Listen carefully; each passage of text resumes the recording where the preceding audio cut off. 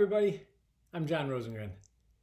Before we get started, I just want to thank Rebecca, Lori, and Jim for keeping the lights on at Morningside after dark during the time of the corona. I appreciate the prompt to get dressed and brush my teeth. So, I have a new novel coming out later this month, A Clean Heart. It's about a young guy who got sober when he was 17 years old and works in an adolescent treatment center. I got sober when I was 17 years old and later worked in an adolescent treatment center. Funny how art imitates life, right? But there's a lot in the novel that I made up. For instance, Carter, the main character, passed up on a scholarship to play college hockey so he could get sober. His mother never forgave him. I got cut from the varsity hockey team. My mom didn't care. Also, the treatment center where Carter works is run by a hard-drinking nun with an MBA. Pure fiction. But this essay I'm going to read you is not from the novel. It's a true story about something that actually happened in my life, and in turn inspired the novel. That night, fall of my senior year, was a Saturday night, so I headed to a party, a bonfire tucked in the woods off Highway 55 where we could drink underage to excess. I had a bottle of Seagrams in my jacket, along with a liter of 7-Up. Didn't take long before I was smashed. I had decided to quit smoking pot at the beginning of the school year, which meant in the first 3 weeks, I'd been stoned only a half a dozen times. Somebody asked if I wanted to get high. Sure. I forgot that I'd quit. So I was pretty wasted when the cops showed up. They told us to leave. I told them to leave. Come on, John, my buddy said, tugging on my arm. Let's get out of here. No, we were here first. I was filled with all the righteous indignation of a teenager angry at the world, resentful of rules and limits imposed by parents, teachers, principals, and coaches. That night I laid it all on those two cops, the embodiment of authority. I didn't win the argument. They loaded me into the back of the squad and took me downtown. I woke up in detox. I did not have any identification on me, so I figured if I didn't tell them who I was, I couldn't get in trouble. I had no idea where I was. Turns out 1800 Chicago, near Franklin, a rough part of Minneapolis, 15 miles from my home in the suburbs.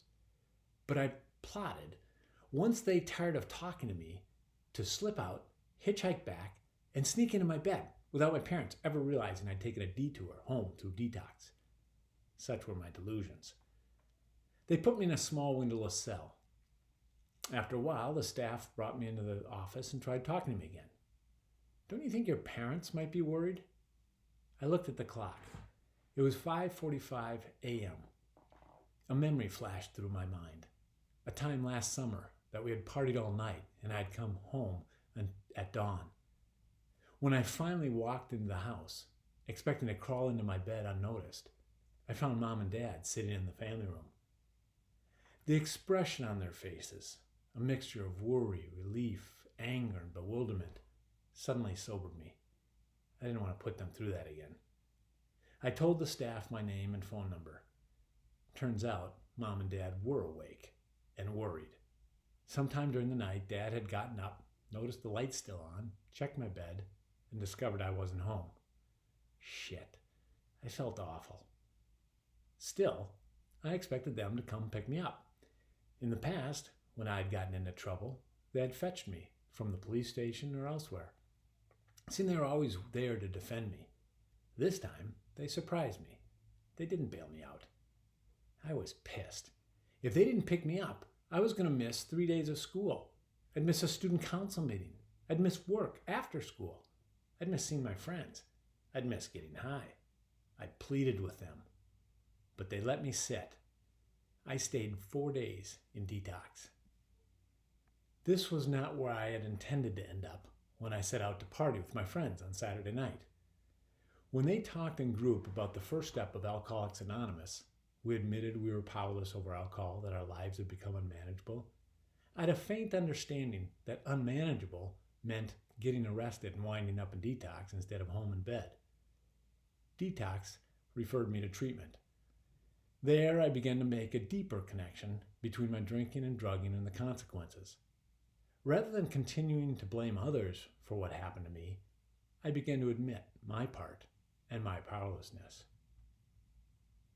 Years later, when my dad was dying of cancer and it got down to his final days, he asked to speak to each of his 4 kids individually.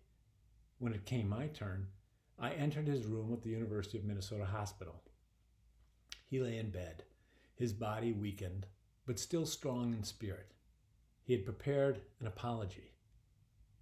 "When you were in detox, we didn't come and get you," he said.